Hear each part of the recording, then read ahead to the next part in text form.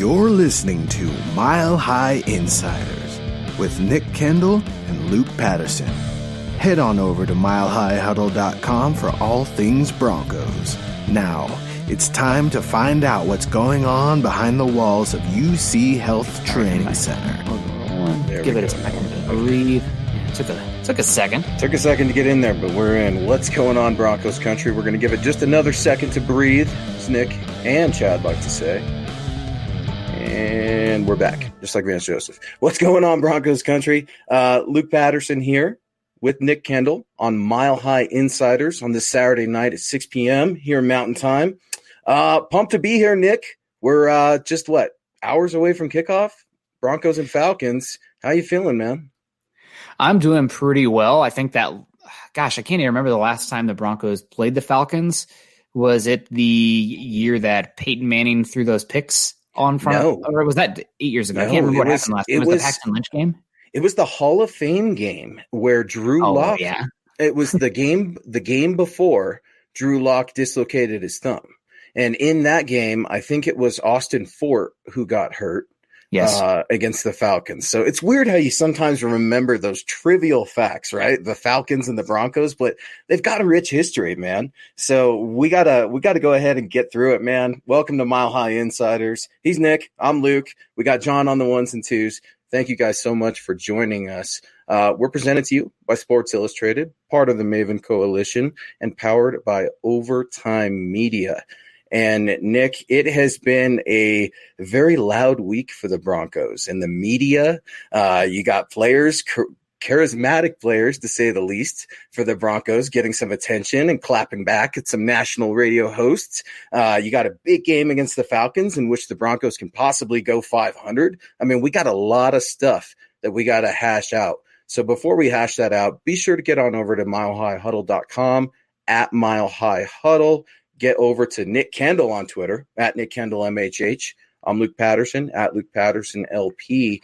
And stay in constant contact with us, guys. We love hearing from you. Nick does, I do. We're constantly DMing folks, texting people. And most importantly, get at Mile High Insiders, at MHI_football pod.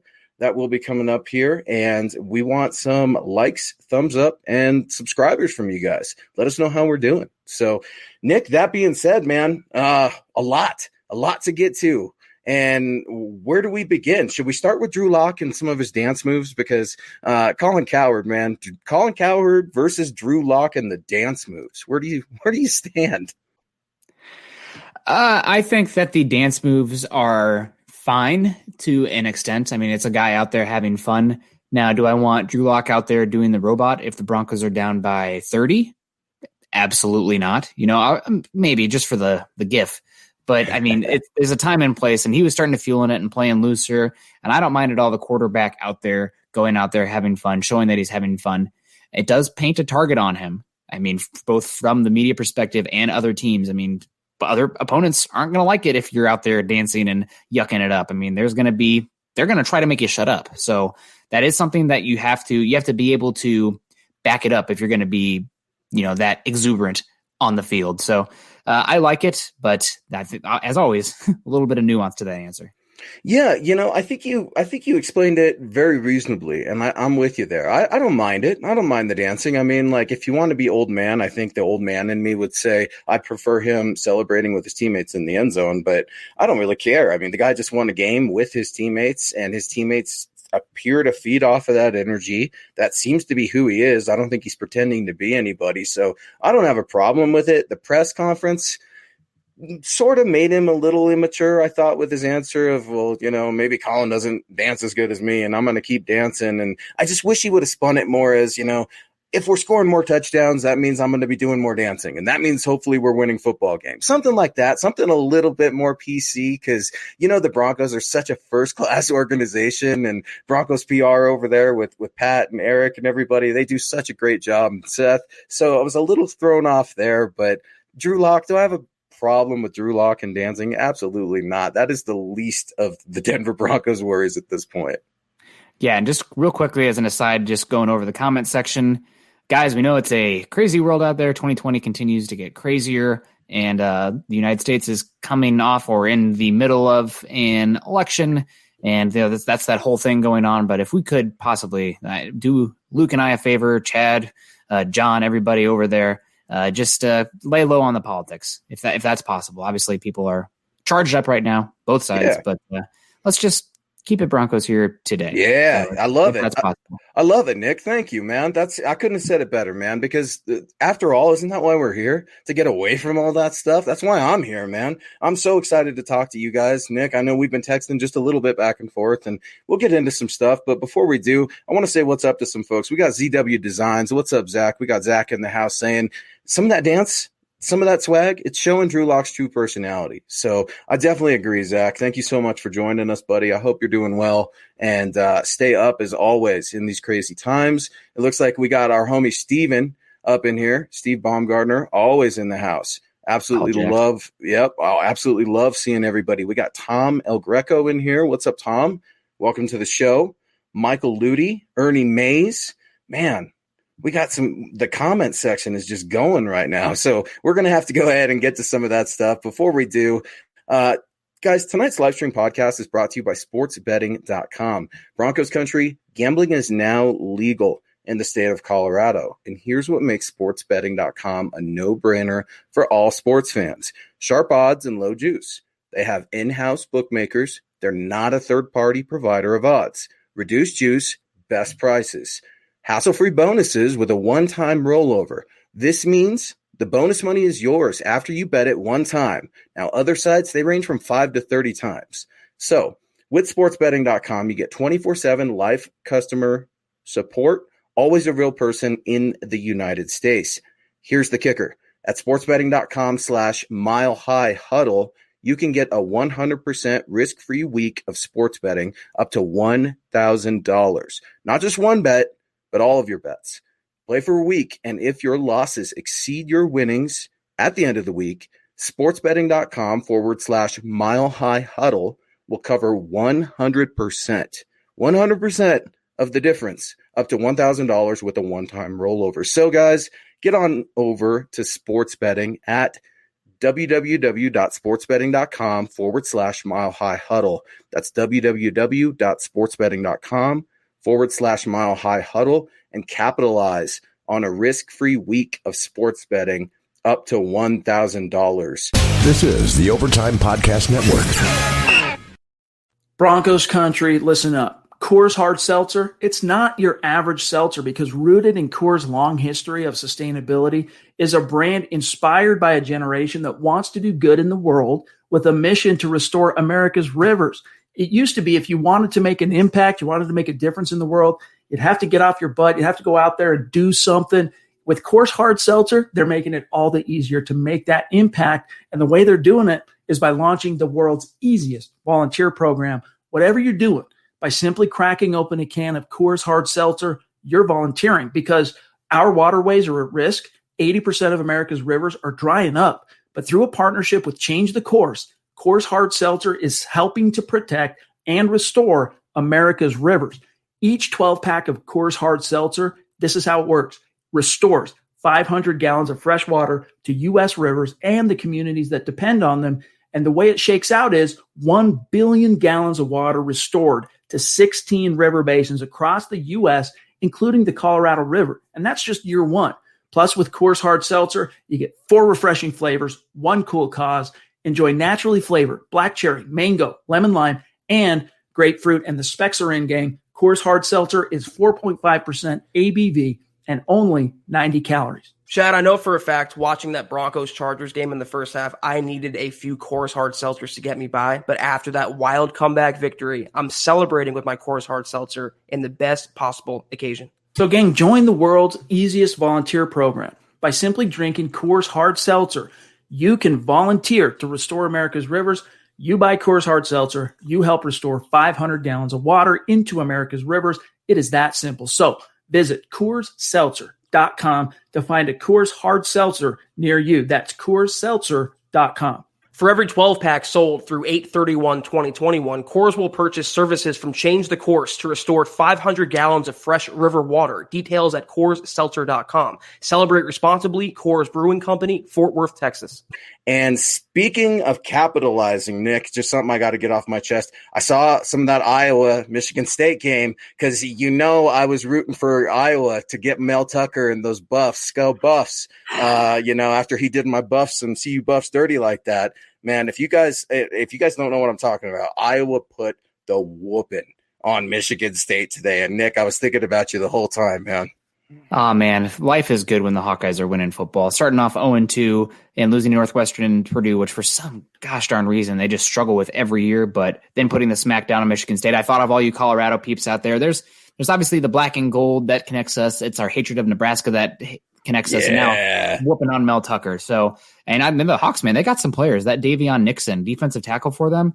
I'm just saying, keep your eyes out for number 54. He is pretty darn good player, probably a day 2 pick. But yeah, no, I appreciate that. And I was just thinking, man, we got to bring up the Hawks because the last 2 weeks I've come in here all sad and down. The Hawks have been, I'm still happy to be here, obviously, but the Hawks winning just a little sugar on top of my Saturday.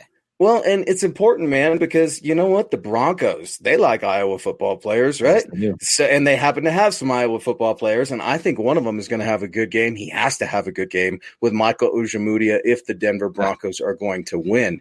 Obviously, within the last couple of days, there's been some huge news with the Denver Broncos, and this week it started early for Shelby Harris. Now, Shelby Harris came in contact with other people who may have been surrounded around that funny little thing that's going around and did the right thing. He notified the team.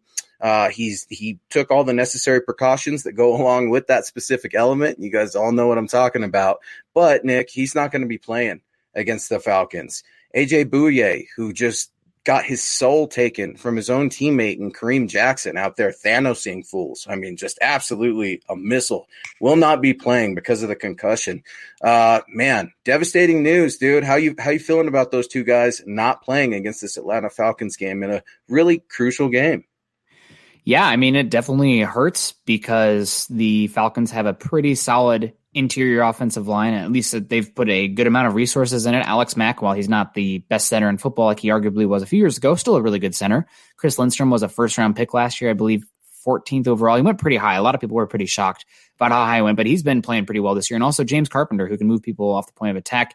So I'm pretty interested to see how the Broncos, they struggled last week against the run, and while Shelby Harris doesn't bring the stalwart run-stopping ability that you see with a Mike Purcell, now you're going out there with, who the heck knows? Sylvester Williams is going to be getting more snaps, and DeMarcus Walker and Draymond Jones, while they do offer pass rush, both those guys can get uprooted and driven back. So I'm really worried about Shelby Harris. And then, also A.J. Bouye. I know that his tackling last week left a little bit to be desired every once in a while. Going up against Mike Williams, who's like 6'4", 215 pounds. Sometimes that's just going to happen. That's just physics. But I thought Bouye's coverage was overall pretty good. And now you don't have Bosby who can come up. It's going to be Elijah Holder who was called up. So we're going to see about that. I know everybody really wanted Asang Bassi to be that, next Chris Harris Jr. But when he's been out there on the field, I've been not super impressed. I just feel like he doesn't have the movement skills that you're looking for from that position, even in this more zone heavy skills. When there's crossers, he can't keep up. So that's a concern, and especially a concern when you have a guy named Julio Jones on the other side, who for my money is, he's one of the best 3 wide receivers to ever play the game, because it's not just he's great every year, or he's been so great with a peak, but like he's been good since 2011. And that's a long time for a wide receiver to be playing at an elite level. So Julio Jones is as good as it gets. To Julio Jones, right? That's the game plan for the Denver Broncos. You've got to accept he's almost like that Pat Mahomes of wide receivers, where he's going to get touchdowns, he's going to get yards. You got to bend with it a little bit and just try and see how things are going to go and see which ways you could try to limit his teammates, like Calvin Ridley. Calvin Ridley being one of those players, we're not sure if he's going to go. We know he didn't practice on Friday. So still waiting to see, but wouldn't be surprised if he went, but I doubt he will. So we got Mr. Boggins weighing in with a $4.99 super chat. What's up, Bog? So happy that you're joining us here on Mile High Insiders. This is a prove-it game for multiple Broncos. Lock versus the Falcons defense, Michael Ojemudia versus Julio Jones, Pat Shurmur versus himself. Hopefully we can get that dub and get Colin Cowherd to dance. I absolutely love it, Boggs, because there's not a single thing there that I don't agree with. I mean, they have to, if the Broncos are going to win this game, they got to figure out how to contain Julio Jones a little bit. Hurst is a very competent tight end. Matt Ryan is just the master of the shotgun if you look at tape in the NFL. So, yeah, Nick, it's wide receiver galore for the Falcons. And I completely agree with Boggs. The defense has to be sound. Vic Fangio and Ed Donatel, he should have his boy back, right? Ed Donatel back and Mike Munchak back. So Vic Fangio should be feeling pretty good rolling into Atlanta with his staff. But I was impressed last week with what he did. And I really liked Vic Fangio's game prep with these young players. They're going to have to play sharp because how do you stop Julio Jones, Nick? You score more than the other team. Julio Jones is one of those guys where you might have a game where he doesn't get it just because sometimes the game flow works that way, but he's a good enough player where if you can throw resources at him, you can have great players. Julio Jones can still get his and change a game. So really it's one of those things that's not to the extent of the Chiefs, but like you want to have the offense moving the ball enough and making sure that the Falcons aren't killing you through the air with two good wide receivers. And I know Matt Ryan is kind of a dying breed at quarterback, being very pocket centric. You want guys, more and more guys in today's NFL are at the quarterback position need to be playmakers, and that's just not Matt Ryan with his legs. So really, it'll be an interesting game. I know that I'm worried about the Broncos injuries, especially Shelby Harris and A.J. Bouye, but there's guys that have to come in, and the Falcons are dealing with injuries too. I mean, that's a big one as well. I think they're missing both their starting edge rushers are going to be out in Takarist McKinley and Dante Fowler. So, I mean, granted, Drew Lock struggles more with interior pressure, and the Falcons have a dude in Grady Jarrett. He's a heck of a player. I was screaming in that draft for the Broncos to take him from the third round on. And actually, the guy who the Broncos took the second round that year is he was playing for the Falcons. Now he's not. Now he's on the Titans, but it was Ty Sambrailo. And we were talking about earlier this episode, when was the Broncos last time I played? It was the Vic Beasley getting like 6 sacks in a game and just destroying Paxton Lynch and poor Ty Sambrailo. He never had a chance beyond that. So he's still in the league. I guess good for him. But that was the last time the Broncos played the Falcons at regular season. Weird to see Ty Sambrailo still in the league. I saw him on the TV the other day, and it was like, weird. And for all you CSU fans and Wyoming fans out there, I mean, just the border war. So Lance got to be feeling pretty good about himself, I'm sure. So that being said, let's get to some supers because we have a huge, huge audience tonight with MHI, yes. Nick. So I got to get to Broncos country because they're why we're here. They're why we do what we do. Steve Baumgartner, how you doing, bud? Thank you so much for joining us. Steve, always one of the first ones before the show even starts. I hope you feel better, brother. I know you're not feeling well. Thoughts and prayers with you and your family. Feel better and feel up. Thank you so much for your donation. Steve with what's up, guys? I'm looking forward to the game tomorrow. Go Big Red. Hashtag trust the process. Hashtag Denver Broncos for life. Hashtag state of being. And the biggest one of all, Nick, hashtag let them hate. I know ZW Designs love it. I know Zach Kilberman loves it. Chad Jensen loves it. Steven, thank you so much, man. We love you, and we're praying for you and hope you feel better. So, Steven, obviously letting that in, and it's for knowledge, right? Get up in there, a loyal Nebraska fan. I have to give you some slack, Steven, because I'm a Buffs guy, right? So it's all I've got. We got Stu Meat coming in here with a $4.99 super chat. Stu, I was able to see that super chat sticker that you posted with a hippo saying, let's get hyped. So obviously Stu Meat's feeling good about trying to get the Broncos to 500, Nick.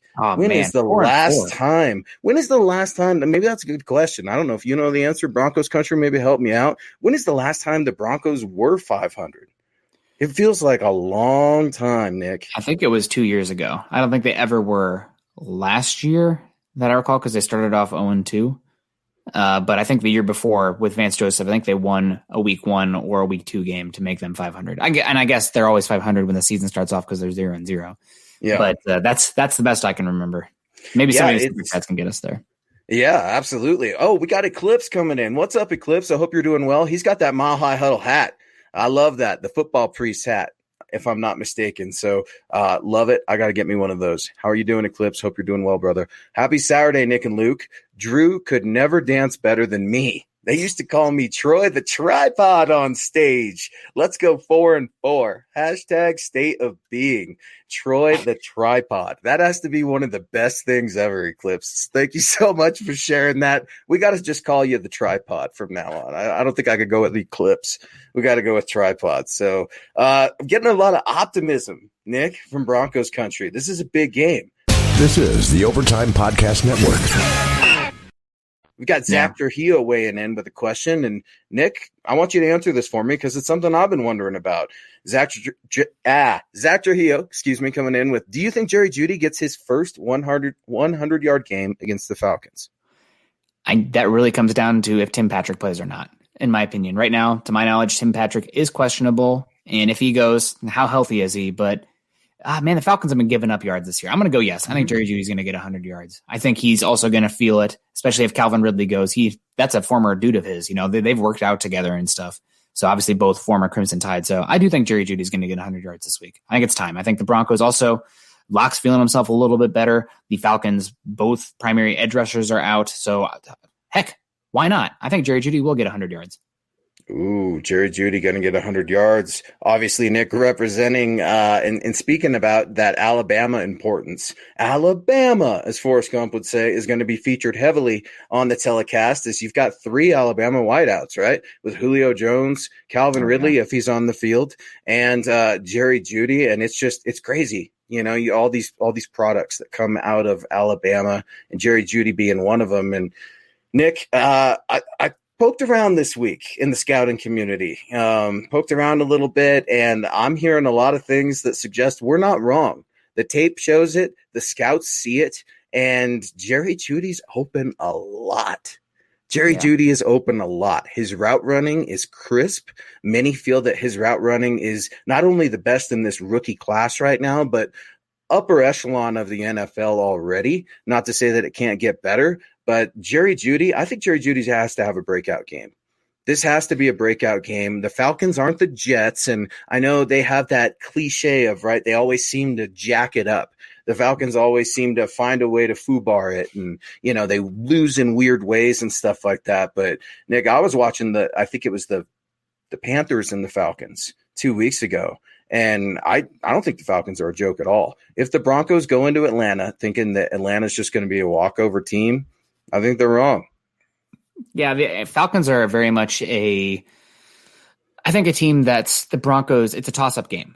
I don't think the Broncos obviously should have beaten the Jets, even with Rippon. I mean, the Jets are a trash team, and the Broncos probably should have lost to the Chiefs. They were talking about opposite ends of the spectrum there, but I feel like the Broncos and the Falcons are both kind of in that muddled middle ground where the Falcons, they're definitely better than their record indicates. They've lost some games in typical Falcon fashion, that 28-3 kind of stuff going on. That's how they've been this year. But I mean, Matt Ryan's still a veteran, solid quarterback. And there we go. 4 years ago, they started 4-1. I think they might have been 1-1. Kevin Peterson, dude, sharp as a tack coming on there. I asked him right away, when's the last time they had a winning record or above 500? Boom, Kevin Peterson, 4-1. Yeah, I think 2018 they were also over 500 to start because they beat they started off 2-0 because they beat the Seahawks and then the Raiders. So 2018 as well, Vance Joseph's last year, and then the wheels fell off. But anyway, I definitely think and the Falcon or the Cardinals defense is actually playing pretty well. So who knows what'll happen there? Raheem Morris is not a joke either, Nick. No, he's gonna get a job. So is Todd Bowles. Do you think Raheem Morris could be retained by Atlanta? Do you think Arthur Blank likes what he sees from Raheem Morris? Because Raheem Morris obviously filling in for Dan Quinn, who was relieved of head coaching duties, about 4 weeks ago? Yes. So Raheem Morris is essentially 3-1? Is that his record with this team? I think so. So it's obviously Dan Quinn's style defense, but Raheem Morris has this Falcons team buying in. And I almost wonder, could the Falcons, could you see Raheem Morris and the Falcons potentially? They're dating right now. Do you think they could get married as we look at this matchup with the Broncos? Because Raheem Morris, I have a ton of respect for the guy. I think that he probably doesn't get enough credit as he deserves, and he's obviously going to be a candidate for a head coaching position. But he spoke very highly of Philip Lindsay this week. Spoke very highly of Jerry Jeudy, so much so that it got a lot of run in Broncos country. He's calling Philip Lindsay, the spark of the offense, such a dynamic player. And we saw that last week. How do you expect to see Philip Lindsay used against the Falcons? Because it was asked earlier in the show here on Mile High Insiders, how do you stop Julio Jones? You don't. You have to score more points because that guy's going to be scoring points. To me, scoring points, you got to have Phil in the game. Hashtag feed Phil. Nick, how do you use Philip Lindsay? Because I know running backs matter to you, buddy. Oh, man, we haven't even talked Todd Gurley yet. I know. I don't want to talk Todd Gurley. I'm feeling good right now, Nick. Don't get me going down that road, man. I definitely, Philip Lindsay's been the spark plug of this team, and I hope the Broncos go to him. I do think that the Broncos management don't trust Philip Lindsay's to handle a full load. So it's kind of, you have to walk that rope between giving him enough touches where he makes a difference on the game, but not too much where you're exposing him to an injury that could completely, the bottom would fall out of the offense. I think at this point, if Lindsay was injured for some point in time, because he's a home run threat. I mean, if you're going to run the ball, you better be a home run threat. And by God, Philip Lindsay is a home run threat. So I think you got to use him. And also I think that's how I'm going to counteract a little bit of that interior pass rush as well. Grady Jarrett, good player. The Broncos interior offensive line has been playing better. Lloyd Cushenberry is still getting his ups and downs. So that's something that you'll have to watch out for there with Grady Jarrett. But again, I think I'm running at him with Philip Lindsay. The offensive line has been doing pretty well. Munchak should be back this week. I want to see some pulls. I want to see Reisner and Bowles and Glasgow on the move on some traps and some counters, etc. But feed Phil, get that going, and hopefully they can find the right balance of going between Phil and Gordon, because right now Gordon is he's kind of an innings eater, so to speak. Lindsay's the guy that comes in, he's the power arm out of the bullpen, but Gordon's coming in and being an inning eater. So there's value to both to the extent that running backs matter. But I definitely think you got to feature Philip Lindsay. And given the issues of the edge rushers for the Falcons, if you can really put the interior defensive line of the Falcons on their heels, make them tired, make them thinking about being gap disciplined rather than shooting gaps, I think that can be a huge thing for the offense. And once that's going, then it's open season for Drew Lock in the pass game. I completely agree with you. Hashtag feed Phil. Can we get that trending on Twitter? I mean, Broncos country, we got to get it. I don't care who started it or who's getting credit for it. We just need to get it trending, because maybe if it's trending enough, Pat Shurmur will allow it. It's almost it's a joke, Nick. Every other series. I mean, Philip Lindsay scores that big touchdown run. What do? We take him out of the game and play Melvin Gordon. And then we go back to Phil. And then we go back to man, it is so predictable. All I'm seeing from Melvin Gordon right now is him running into the back of the guard and spinning out of it. It's what he does every time if he's not fumbling. So thank God that he didn't fumble last week. I'm hoping he doesn't fumble against the Falcons. But speaking of hashtags, I got Chris Hernandez coming in here with a quick super chat. And then, Nick, I know you're going to rip me for something, so we will hear it after that. Chris Hernandez, thank you so much. Got that ZW Design shirt on. Let's go, Broncos. United in orange. Hashtag click those little thumbs up. Thank you so much for joining us, Chris. Thank you so much for getting your swag on. I love that shirt by ZW Designs. You can see that gorgeous hat Nick's wearing, the gorgeous hat I'm wearing. It's super cool, super fly. Guys, get your swag on. Nick's part of another awesome podcast called Building the Broncos on Tuesday nights. They have their gear. We have, there it is right there. We have some Huddle Up Pod gear. We've got Dove Valley Deep Divers gear, mugs, face masks, t-shirts, everything you guys need. Go get your swag on.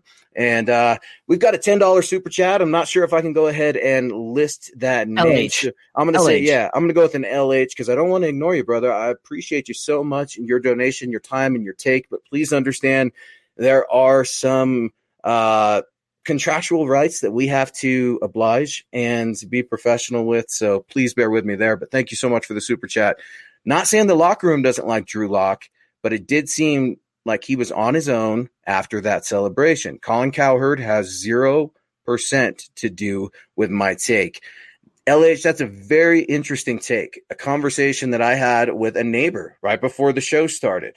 Do I have a problem with Drew Lock dancing? No, I don't. Did I notice that he was doing it by himself? I did. I don't have a problem with it, Nick, but I want my quarterback to be in the end zone with KJ. I got Pat Mahomes doing a piggy bank ride with Tyreek Hill, stuff like that, silly stuff. I mean, I want him celebrating with the team. What do you make of LH's take there with Drew off to the side, doing his own thing? Do you read into it a lot? Do you not care? Is it not a big deal? What do we think? I think that the actual celebrating by himself is not I wouldn't read into it too much. I mean, he was back out in the pocket and the guys were celebrating in the end zone and he's out there doing his thing, enjoying it. He knows the cameras are on him. He knows he's making a GIF. So I don't mind that too much. As far as the teammates not liking Drew Lock, I don't think that's true. That being said, they will like him as much as he can be a competent quarterback, because if he's not getting it done, he's hurting everybody else's ability to make money and win football games, but also make money. So I think that's the biggest thing. And when he's not getting it done, I mean, there's been back-to-back weeks now at halftime, the defense and some offensive players have been letting it known that they're frustrated. And a lot of that, not all of it falls on the quarterback, but a lot of it does. And especially with how the first 2.5 quarters played last week, some good chunk of that falls on the quarterback. So I think the teammates like Drew Lock, but again, it's as far as he can prove to be the guy, because in the end, it's about making money and winning football games. Exactly. That's why players came here with Peyton Manning. They know he's a winning quarterback, and they were willing to take less to win. It's about winning football games. When you're a Super Bowl ready organization, players take less. The Broncos aren't there. Okay. I'm not even going to say they're in the playoff talks yet. If they get to 500, there's some optimism. I don't think they're a playoff team. I'm going to say it right now. Shocker. But they're not playoff ready. This is the Overtime Podcast Network. However, I got to get Nathan Leitner's comment in here saying Broncos are going to win for my birthday tomorrow, guys. I hope they do, Nathan, and happy early birthday. Thank you so much for sharing that. Dude, I love giving birthday shout-outs, Nick. I think birthdays are super important. Holidays are super important. Just let's be good to each other, wish each other happy birthday, and just celebrate it, man. And I hope you celebrate it with a Broncos win. And we got Cody Potter up in here, Nick. Cody's a loyal listener of the MHI show and obviously the MHH community with a $5 super. Thank you so much, Cody. The Atlanta Falcons seem to be blitzing more with their last 2 wins. Seeing us struggle against the blitz, is the Albert O. Fant game maybe use 30 creatively? So I think what Cody's getting at is Albert O and Noah Fant are both going to be playing, right? That's something that we know is going to happen. How do they use Phillip Lindsay? I don't know. That was a lot of the questions today. And Cody, that's great. A lot of questions I've seen today in Broncos country have been, how do you use Noah Fant and Albert O? Vic Fangio talked about it. Pat Shurmur talked about it. That's what we've been asking. And Nick, you wrote a really good piece on Albert O last week that you guys go check it out, milehighhuddle.com. Excellent work over there from Keith, Chad, Nick, Eric, all the guys, Lance, Carl, anybody I'm missing. But what do you make of it, man? I mean, it's one of those things where two things can be true at the same time. Albert O and Noah Fant can both be on the field and the Broncos can have success. How does Pat Shurmur use that to Drew Lock's advantage? Well, I think that you want to put both those guys out there in some packages, because the Falcons, while they do have one absolute stud at linebacker in Deion Jones, the other linebackers are really kind of up and down. I always like Devontae Campbell, who's actually been playing extremely well he was with the Falcons for a number of years, and now he's with the Cardinals, and he's actually a reason that you're not seeing as much Isaiah Simmons as you'd assume. But they also have Olokun. His first name I cannot pronounce. So that's the guy that I'd be looking to target. Deion Jones can blanket a tight end. I mean, he's about as good of a coverage linebacker as there is in football. A lot of athleticism. LSU. I mean, they breed linebackers down there. But I definitely am looking for that.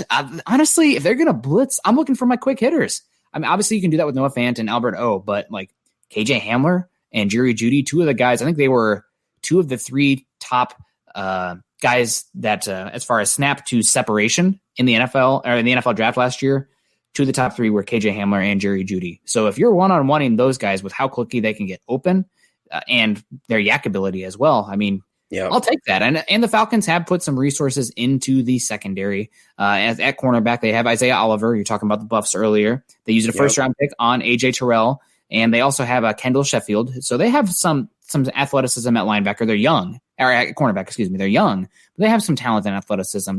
Still, though, they're blitzing, and there's a one-on-one, and you have guys who can get open quickly, like Jerry Jeudy, like KJ Hamler, and also a yak guy like Noah Fant, Alberto Cuebanam. I'm looking to do that. I mean, again, they kind of have to blitz because their edge rushers are going to be an issue. And I'm guessing you're going to see there needs to be communication and cohesion between the interior offensive line this week, because those blitzes, I think, are going to feed off of where Grady Jarrett can first create issues, and then you'll attack the other gap or that same gap based on what Grady Jarrett can open up for you there. But still, I think the quick hitters, the yak guys, get the ball out of Drew Lock's hands fast, maybe run some hurry up where he looked way more comfortable last week, and let your playmakers go make plays. And I love the athleticism, the downfield shots that they've been doing, but Drew Lock's been a little bit inaccurate with that. Tim Patrick's dinged up. You don't have Cortland Sutton. And if it's a blitzing team, get the ball out quick. Get it to space. Let guys make plays. Nick, you said let your playmakers make plays. And that's what happened in the second half last week. I love that. Let your playmakers make plays. It's simple. It's obvious. It hits everyone in the face, yet it's very hard to actually get done. I'm going to be completely honest with you, man. I wondered if Pat Shurmur was relieved of his play calling duties at halftime, because to me, it was night and day difference. I really wondered if Mike Shula was calling the plays. I also wonder if Pat Shurmur was telling Drew Lock where to go to the ball, where to go with the ball on his first read, something that Rich Scangarello did and Shurmur's been hesitant to do. It was just bizarre, a tale of the two halves. And I've seen a lot of folks out there saying, which Broncos country or which Broncos team specifically on offense is going to show up against the Falcons? Is it going to be that awful, we got to get motivated at halftime? I'm sick of these halftime speeches, Nick. I'm sick of talking about all the dramatics. My God, this is the most dramatic and emotional and arrogant bad football team I've ever seen in my life. I mean, you got the quarterback talking about dancing, fighting with Colin Cowherd. You got Philip Lindsay attacking the media, saying you guys don't know. And then you got Coach Fangio so proud and emotional of his defense last week. So I'm just, man, can we cool it on some of the drama and just get back to football? I mean, that's what football is, isn't it? That's why we're here. It's the best drama there is. I mean, outside of maybe some people would argue politics, but that's a whole different thing. Gosh, I had to dip my toe in the water. I couldn't resist talking about. He said it. That was it. That's it. That's all we're going to do. Otherwise, I'm going to cut your mic, just like they should do in politics. But yes, no, I definitely think that I'm going to actually take a little bit of a different stance with you. I think that when I went back and reviewed the game, I didn't think that the offensive play calling changed that much. I just thought that all of a sudden something clicked on the execution side of things. And you saw Drew Lock reading it better. I mean, I thought it was the same reads in the first half and the second half. He just was more natural and letting it rip.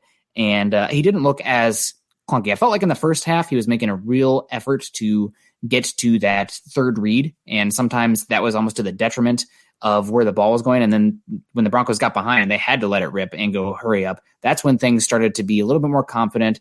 And also, I mean, Drew Lock's still coming off a shoulder injury, a weird offseason, missing time. Weapons have been in and out. So I'm going to give him a little bit of slack there. But as far as Pat Shurmur, obviously that was going to take a little bit of time to get this offense going. But as far as the in-game, I honestly did not see much of a difference in the play calling side of things from the first half to second half. However, execution, night and day.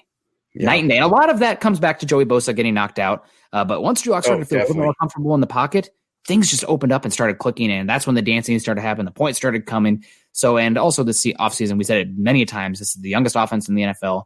The highs are going to be great, but there's going to be a lot of lows as well that accompany that. So again, it's coming to fruition. Not a shock that didn't take a brain surgeon to figure that one out. A young offense is going to be, our young offense with a lot of talent is going to be great sometimes and then not good other times. But again, I think I'm just taking a little bit different stance than you there as far as the play calling. I thought it was not that much difference first half to second half. And I guess we got Sykes JB coming in. Love the team, but not sure about the OC, but they will be good in time. I think that's one thing either way with this team is you guys can, complain and say what you will about Shurmur, but unless the wheels completely fall off this team and there's a whole new coaching staff next year, Shurmur's going to be here because Shurmur's Fangio's guy and Fangio's going to go down with Shurmur at least through this year to next year. Now, if there's still issues next year, we'll talk about it then. But as far as Shurmur and people wanting to move on already, I don't think there's any way in heck that's going to happen, barring something crazy happening for the Broncos really struggling this year, or something happening as far as misconduct off the field with Shurmur, which I doubt will happen. But 2020, never say never. Yeah, absolutely. And I respect that. I respect that opinion because I could see that side. It makes sense. And David agreeing with you, David Bingaman weighing in. The team didn't create the drama. The media did. Let them have fun. I'm going to push back here because when I got Drew Lock running off the field saying, don't boo us too early now. Well, you guys have sucked for a long time, and fans have the right to boo. Not saying that it's right, wrong, or indifferent, but I just don't like the optics of it. And I'm not a Colin Cowherd guy. I think it was kind of a lazy take for him to say he's done with Drew Lock because of dancing. If you're going to be done with Drew Lock, be done because of his play on the field. If that's your opinion, don't make it about dancing or his hat being on backwards like a Johnny Manziel thing. That's just absolutely ridiculous and lazy. But when you have Philip Lindsay out there, man, and I'm just going to say Philip Lindsay, I think he's a great player. He needs to be involved more. I've been criticized for being a Philip Lindsay hater before because I think he could improve certain elements of his game. And I guess we'll never know because they only pass him the ball about once, 2 times a game. So, if that. So for me, it's just one of those things with Phil where it's like, dude, if you were in another market, I don't know that you'd get the same love from the media or the fans. It's a unique circumstance here in Denver, and a lot of media reporters here in Denver dish out softball questions, Nick. You see it, I see it, we're part of it, and they're not like the Jets, right? They're not cutthroat out there and just trying to get dirt on everybody because it's just a different market. But for me, man, when you guys are winning, go for it, talk like it, but don't talk like you're all of a sudden, just coming on and getting into your own. I want to see more. You guys are exciting. You're giving Broncos country reason to have some hope, but I got to see it on the field, and lip service only does so much in the NFL. Yeah, and I feel like with the offense in general and Drew Lock specifically, we're right back where we were at the beginning of the season, right? Like, obviously, we wish we had Cortland Sutton, and we wish Jawan James was out there, although I respect his decision for not doing so. Sure. But that being said, we have these massive struggles and the offense looking borderline unwatchable for 2.5 quarters. Yeah. And it was painful to watch. And unfortunately, that was the case also with the Iowa football game. So I was really on a sad trajectory. It was as far a bad as weekend. Oh my gosh. Offensive football was offensive. But then the last quarter and a half, something clicked. So again, I feel like we're right back kind of where we were, which is both good and bad. We were trending in the wrong direction. For the obviously the Patriots game was as good of a game as Locke has played this year. I think even arguably better than the Texans game, given some of the throws he was making. The Texans game, he had some help, and the Texans back seven was the trash. Patriots game? But I thought the Patriots game, he played pretty darn well. They had a lot of drops, but some of the high quality throws he was making, I was pretty impressed with Drew Lock. Yeah. I thought he had a very good game. I'm surprised to hear you say that. The Patriots game. I think he played well, but I don't think that was his. I would say last week that second half was his best performance. Yeah, I'm talking whole performance. Okay, although he all was right. really bad in the fourth quarter of the Patriots game. Okay, I'm very much a process over results kind of guy, especially with this team this year. You have to be able to take a little bit of a nuanced perspective on how things are. But in that Patriots game, he looked much better than I expected him to. And granted, maybe there's a little bit of a curve there in that evaluation because I expected Bill Belichick with an extra week and that Patriots defense in general to give him a hard time. And he looked competent out there. But then the KC game in the first quarter and a half of that Chargers game. So we'll see. Again, this Falcons team they're better than their record, but they have holes for sure. And their lack of both their starting edge rushers is going to hurt them a good amount. And I think that's probably why you see the heavy blitzing. But again, kind of back where we were. What's Drew Lock? You see the flashes. It's just got to be more of a constant strobe at this point rather than a flash, end of the quarter. So he redeemed himself, but he's got to keep pushing forward to be the guy. I completely agree with you. And as you start to look at matchups, because the NFL is about matchups, CC's taken a chance to weigh in with us on the Saturday night here on MHI, saying Takk McKinley and Dante Fowler are both out, which will obviously help the offensive line. But man, I'm worried about Jarrett versus Cush. Man, Lloyd Cushenberry, he's had his hands full. He's had a few ups, lots of downs. tons of game time experience, which I love. We expect rookies to struggle, right, at every position. And especially trench plays. And when you're the quarterback of the offensive line, I mean, that's a lot. And I'm not making excuses for Dalton Reisner, and he's definitely had a subpar performance so far this season, but he's trying to help Cush out a lot too. You got Glasgow, who didn't play last week for that funny little reason, and Austin Schlottman. I'm going to call him Schlottman. I've heard him referred to as Schlottman, but I'm going to call him Schlottman until someone corrects me. Had a terrible game, Nick. I know you saw what I saw. It was absolutely a problem. I'm worried about Cush. I'm worried about that right guard position even. I mean, Glasgow, I know that ankle has still been bugging him since that pre-scrimmage game. Do you think the Broncos O-line is going to be up for the task against Raheem Morris's defensive line? Well, the edge rushers don't concern me because, I mean, the two starters are out. But Grady Jarrett can ruin games. I'm glad a really dominant interior rusher like Aaron Donald style. He's a unicorn. So Grady Jarrett's really good. He's not like he's Aaron Donald level of game wrecker. You typically get those types of guys more at edge rather than the interior. But he can be really good. And Cushenberry, he's going to have his ups and downs. And I want to say a lot of people are like, oh, I'm out on Cushenberry. I'm really hard on him. Matt Paradis was probably the last pretty good center the Broncos had. Connor McGovern was solid there last year as well, but I think both those guys spent their first season on the practice squad. Yep. So give that a little bit of perspective as far as what Cushenberry is doing right now.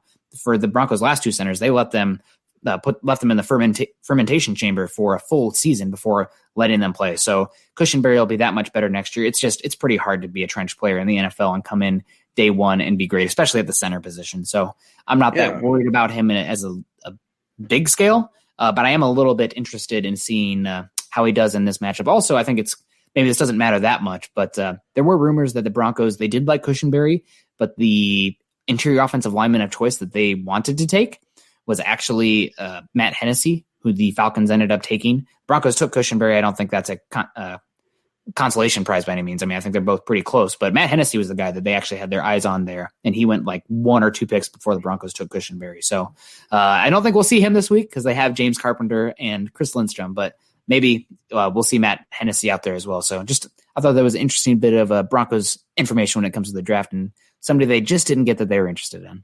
It's weird when you see him lining up for the other team and you kind of wonder, right? What if? Oh my God. I don't want to hijack real quick, but Fred Warner. Oh, I know. God.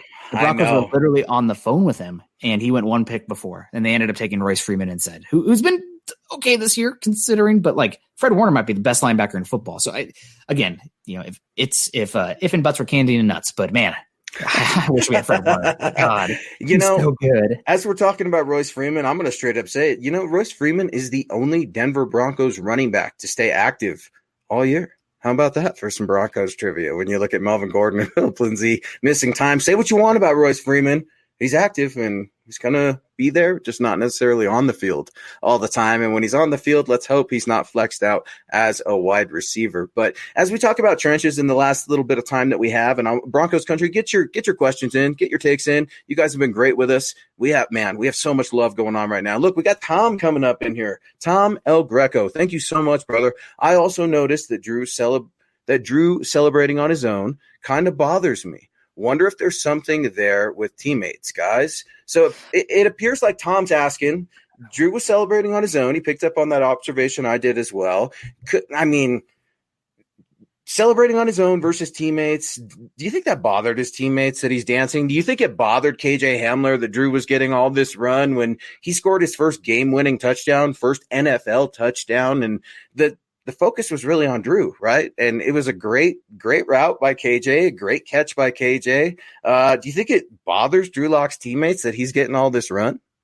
He's a quarterback. So, unless they've been living on Jupiter for the past few years, that's just how it is. Quarterback's going to get way too much of the credit when they win and way too much blame when they lose. So that doesn't bother me that much. And also I saw a video at the end of the game where after they threw the winning touchdown of Drew Lock running to the sideline and teammates definitely embracing him, while Drew Lock had some less than PG words aimed towards the stands. So I'll leave it at that. But as far as the teammates go, I'm going to stand by my previous statement. As long as he is not being detrimental to their ability to win football games and make money at a later date, then they're going to love him. But I really think that That's the biggest thing. Does he belong? Is he helping us win football games? Because they can be best friends, but the teammates, a lot of those guys loved Trevor Siemian, the dude. He's kind of a goober, but they rallied around him. But to a certain extent, you got to that end where it's like, this guy's not getting it done for us. And then, that's it.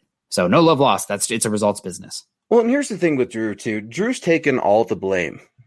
Something that I don't think he necessarily should always do, considering Pat Shurmur has taken none of the blame for any of the Broncos' offensive problems. It seems like everybody else has given him that blame except for him. He's like, oh, Drew needs to go through his progressions. Drew needs to clean this up. Drew needs to do this. Drew needs to do that. So to Drew's credit, when things are good, he's dancing. But when things are bad, he's owning it to a fault. I think it would be easy for him to come out and say, man, I'd like to run what I ran a little bit in college. I'd like to, get things involved my way a little bit. I think Pat Shurmur is trying to do that. So I've been tough on Shurmur, and I definitely want to give him huge props for that second half. Huge props, because when things are turning around, you got to be honest, right? That's something we're always trying to do.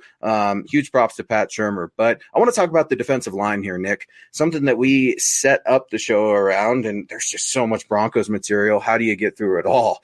TR is coming in here, talking a little bit about Sly, my guy Sylvester Williams, calling him Skates. Skates as a killer? Sylvester Williams? No way. TR's not feeling too good about Sylvester Williams and this defensive line combination that's going to be featuring what? Draymond Jones. I hope Draymond Jones, Draymond Jones could have the potential to have a good game.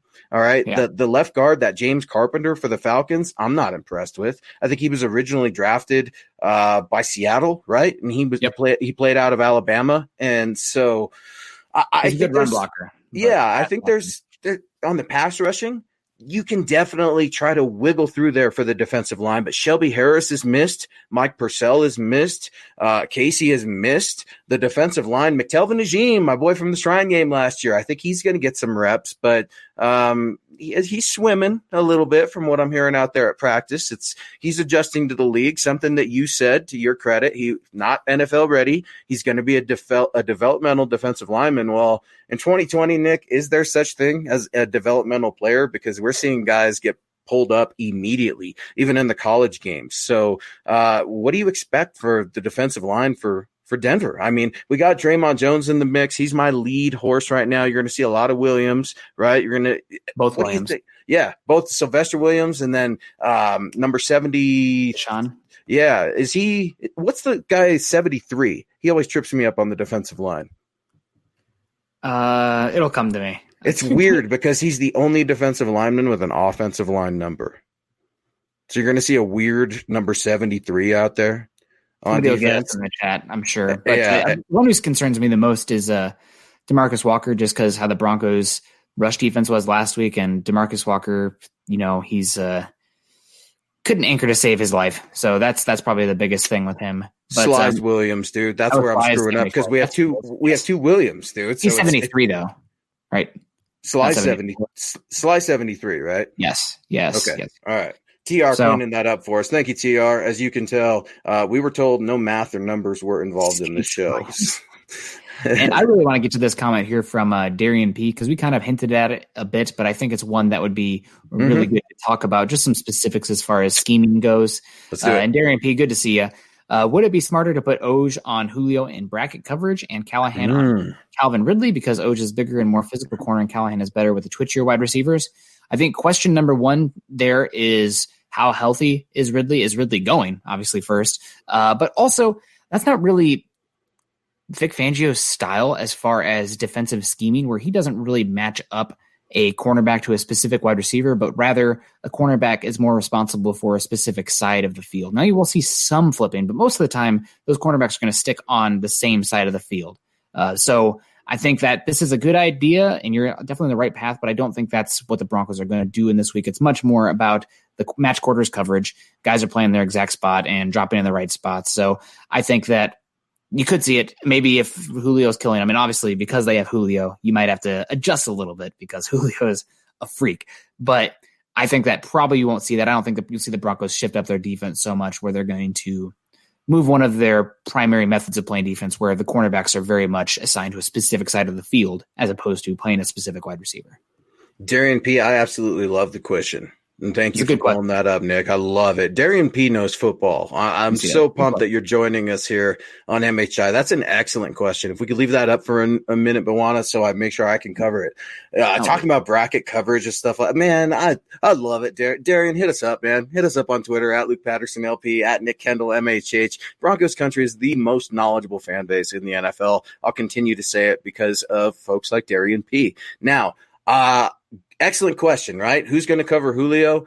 Man, I'm almost wondering if it's going to be Bryce, just because of what Coach had to say at the press conference. Bryce is playing so well, and he was asked, how do you play against some of these bigger physical wide receivers? And Coach really emphasized the ability to jump and talked about how Bryce Callahan, he's got hops. We saw some of those hops last Sunday. He's definitely overmatched. Julio's a giant dude. Now, Calvin Ridley, I don't know if he's going to play. He didn't practice Friday, which is sort of a sign to me that I doubt he'll play. Now, it's weird because you could sometimes say he's questionably doubtful, right, with all the terminology in the NFL and stuff like that. So I don't know about Calvin Ridley, but for me, I'd feel a lot better having Bryce Callahan on him, just because I don't want Julio Jones to be looking at a rookie saying, man, I'm about to eat today against this young kid. And it's not a knock on Michael Ojemudia at all, because I think anytime you see 23, his positioning, Nick, is superb.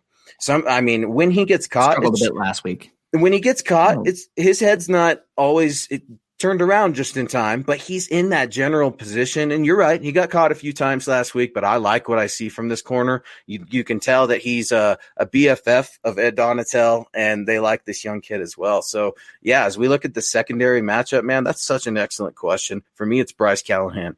You got to go with the experienced player. And Bawana and I were talking about this, and I know he wanted me to bring it up. What's up with Bryce Callahan punt return? He loves it. John loves it. He absolutely loves it. I hate it, Nick. I hate Bryce Callahan as the punt returner, because my biggest criticism of Bryce Callahan has been the guy can't stay healthy. He's never completed an NFL season. God forbid he gets hurt on a punt return, Nick. What would the Denver Broncos do? How do you feel about Bryce Callahan at punt return? I don't like it for that exact reason. I mean, he's probably... Gosh, is he the most valuable player in the Broncos defense right now? He's definitely the player that's playing the best. You can make an argument for Chubb just because of the attention that he gets, especially with Shelby Harris being out. We're talking valuable, but as far as the one who's playing the best, Callahan's got to be most consistent. You bet. It's Bryce Callahan. Shocking. So I definitely think that scares me a lot. I know Deontay Spencer is doubtful this week, so it'll probably be Callahan again. But I would be concerned about that. I agree with you there. We got TR coming in. Bryce is banged up, though. Wish we still had Bosby. Bassey and the guys behind him scare me. So we'll see about Elijah Holder this week. Bassey is a little bit up and down, but maybe he can be a guy. Did we already get Tom's prediction here as well? Tom El Greco. Do some predictions here real quick. Tom got him going 28-24 for the Broncos tomorrow. I think the Broncos are a 4-point dog right now. So I think that's a good prediction. I'm going to go with mine right now, too, just because we're getting to the end of the show. I got the Broncos winning 24-23. I think it's going to be a very close game. It's going to be a good game. I think both quarterbacks are going to make some mistakes, even though both defenses are banged up. But I think 24-23, the Broncos cover, the Broncos win in a close one. And I think we're going to be in the same position with Drew Lock, where there's going to be great plays made, and we're going to be excited about it. But then there's going to be ones where his mechanics are WTF, his decision is WTF, and we're kind of just wading water when it comes to that evaluation. I absolutely love it. I think that's a very fair prediction. And this has been the hardest game for me to pick, Nick, to be honest with you. A lot of people sleep on the Falcons, but I don't. I'm worried about them. I ultimately picked the Falcons 30-20 over Denver, just because I think it's going to be really hard for Denver to keep their momentum on the road. It's going to be an 11 a.m. game here, Mountain Time, right, for Broncos, and they've got the 11 a.m. curse. Well, not this year, they don't, right? That argument can be made too. They're looking pretty good on the road, specifically on the East Coast. I know Atlanta, Georgia's not technically as East Coast gets, but it is what it is. I got 30-20 Falcons. I hope I am wrong. For me, man, it's just I get the Falcons get in their own way. They have Charger ways of losing the game, but I got to see something from this Broncos team that's a little more consistent than the last 2 quarters for me to feel really, really good. If I see that, Nick, I'm going to be so happy to come on next Saturday and be like, man, the Broncos are 500. Here we go. Maybe we could buy into some of this. So, yeah, man, I think anything's possible. And the Falcons definitely have a tendency of screwing things up. If they screw up and the Broncos win because of it, we'll take it. Yeah, absolutely. So we're going to be getting out of here, guys. Actually, I'm going to, just like last week, where I was good luck not watching the game live. My plan right now is to drive down to the border and try to summit Mount St. Helens tomorrow morning. Is that all? That's it? Just that just that little hill? Yeah, it's only about 5,000 feet elevation gain. It's whatever. So we'll see. They say for people climbing mountains that getting up is optional, but coming back down is mandatory. So got to be smart out there. Obviously, be smart, and hopefully that'll bring some good luck to you guys as well, since I'm not watching. I'm even worse luck live. I think I've been to 7 Bronco games, and I've never seen them win. I've never seen them win. Yeah, it's tough. I'm that way too. Yeah, no, this has been a great show. I appreciate everybody rolling with us. John's on the 1s and 2s. Nick Kendell, man, dude, we have so much fun on the show. I know that you love getting to it. I love getting to it. So Speaking of getting to it, guys, get at us. Get at me at Luke Patterson LP. Get at Nick at Nick Kendell MHH.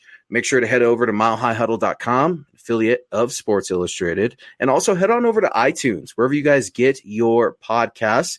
Leave us a rating. Leave us a comment, like, subscribe, and share if you're joining us on YouTube. Guys, YouTube is where it's at for a lot of these podcasts, where we can see your comments. Facebook, we can see those comments. So click those little thumbs up. And we appreciate you guys for rocking with us, man. I mean, it's one of those things where we got Broncos coverage, right? We got podcasts every single day. We've got articles coming out every single day. Things are absolutely rocking. You're going to have the Huddle Up pod tomorrow, halftime. Be sure to check those guys out. And we got a few more supers we'll grab on the way out. We got LH coming in one more time with a $10 super. Appreciate your support so much, brother. I like Locke, but I always see him looking at the number 1 wide receiver, and that's it. I don't study film like Mile High Huddle. Am I way off base, or do you see the same thing? LH, I would like Drew Lock to have a lot of high-low reads and then make the decision and go. Are you wrong when you're saying that Drew Lock's staring down his number 1 overall target? No, he is playing half the field. How do you help Drew Lock? Play to half the field, make that high-low read, take off if you need to, use that tight end, the game-winning touchdown. Go look at that play. He got to roll right. He got to play his little athletic game with that defensive end and stuff like that, and I love it. What do you make of it, Nick? Yeah, I definitely think that's a good question there. I mean, as far as locking guys on, also that one interception he had last week, I mean, he stared that guy down. Not only did he stare that guy down the whole way, but like the safety had a beat on it, and Drew did nothing with his eyes to make that safety to hold on. And same thing happened with that Drew Sorensen interception a couple weeks ago as well. So it's definitely a concern. So we'll have to watch. I mean, gosh, hopefully he can get better. Again, this is a young offense. He's missed time. He had the shoulder injury, weird off season, and 8 more games to go this season. So we're looking for just incrementally getting better. That's all you can ask for. We're not looking for him to be Patrick Mahomes this week, but thank you very much, CC, for the for the good luck to me. I'm going to need it also. And good night, guys. Go Broncos. Yeah, we definitely got to get out of here. We appreciate it. Before we do, Luke and I won't see you again before Wednesday, but want to wish you veterans out there happy Veterans Day as well. We appreciate you guys. Thank you so much for your service. Your gosh, that was a I know I could never do that. So I really have some respect for you guys. We appreciate you. Happy Veterans Day. Take the day off, kick your feet up. Hopefully you're still celebrating a Broncos win this Sunday. We appreciate y'all. We appreciate y'all in the super chat too, whether you serve or not, but hats off to the veterans. And as always, want to get out of here, subscribe, like, share, appreciate it. I always like to leave off with a Go Broncos. Yeah, go Broncos, absolutely. And share. Subscription is so important for us at MHH. It's where you guys can get all of our content.